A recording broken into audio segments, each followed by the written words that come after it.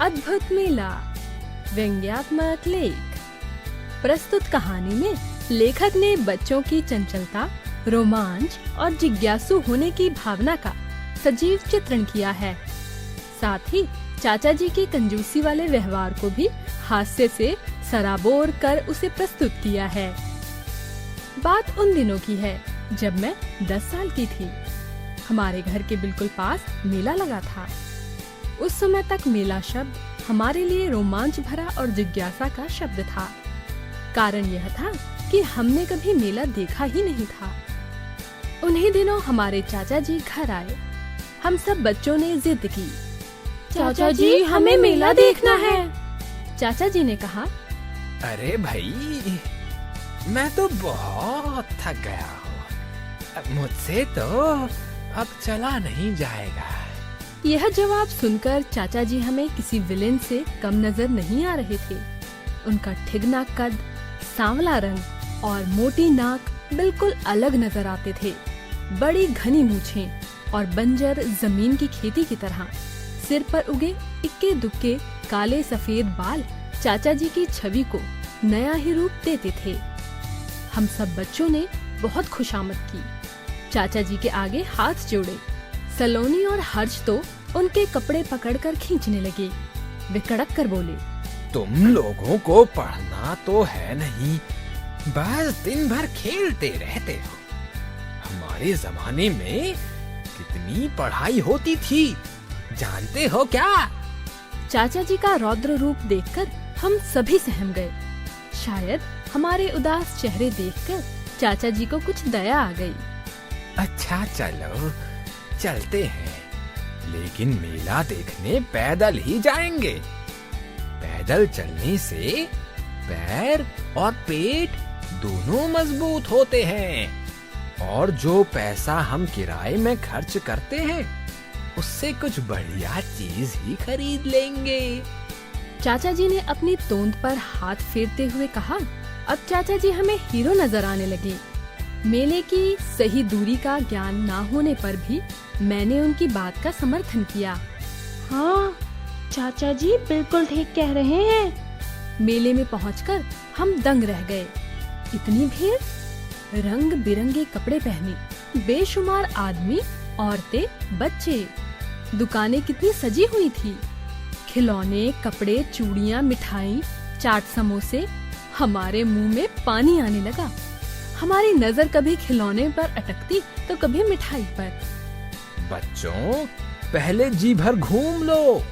दुकानें, तमाशे, झूले सब खूब देखो। सामान बाद में खरीदेंगे। चाचा जी ने प्यार से कहा। हमने एक गली से दूसरी गली, एक दुकान से दूसरी दुकान सब देख डाली। चाचा जी हमें भूख लग रही है, हर्ष ने कहा। हम सभी चाचा जी के पीछे पीछे एक पार्क में पहुँचे। माँ ने खाने का जो सामान दिया था उसे सबने खूब डट कर खाया। हम सब आइसक्रीम खाना चाहते थे। देखो सलोनी, घर का खाना खाना चाहिए। बाहर का खाना खाने से बीमारियां हो जाती हैं। मेले में चाट, पकौड़ी और आइसक्रीम खाने से दस्त, हैजा, खांसी, बुखार। चाचा जी समझा रहे थे, मगर हमें कुछ समझ नहीं आ रहा था। अब कहाँ चलोगे बच्चों? चाचा जी ने पूछा। हम सर्कस देखेंगे और झूला झूलेंगे। मैं बोली, हम मिनी रेल में घूमेंगे। सलोनी चहक कर बोली, बीच में बिजली चली गई तो झूले के ऊपर ही लटके रह जाओगे। अगर झूला टूट गया तो हाथ पैर टूट जाएंगे। और मिनी रेल, वो तो पैसे लूटने की चाल है। क्या तुम बड़ी रेल में नहीं बैठे हो? जैसे बड़ी रेल वैसी मिनी रेल। क्यों पैसा बर्बाद किया जाए? चाचा जी ने कहा। मिनी रेल चलती भी तो कितनी धीरे धीरे है। हर्ष ने अपनी समझदारी जताई। यह सुनकर तो चाचा जी बहुत ही खुश हुए। अब हम सर्कस देखने जा पहुँचे। तुम लोग इधर खड़े रहो, मैं उधर से टिकट और समय का पता करके आता हूँ। चाचा जी ने कहा। हम दिन में ही सर्कस के सपने लेने लगे। अचानक हमारा सपना टूट गया। मैं सब पता करके आया हूँ। नजदीक बैठकर देखने वाली टिकट 25 रुपए की है, तो कुल 100 रुपए हुए।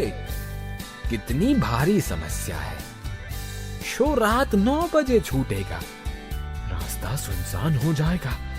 कोई चोर लुटेरा आ गया तो?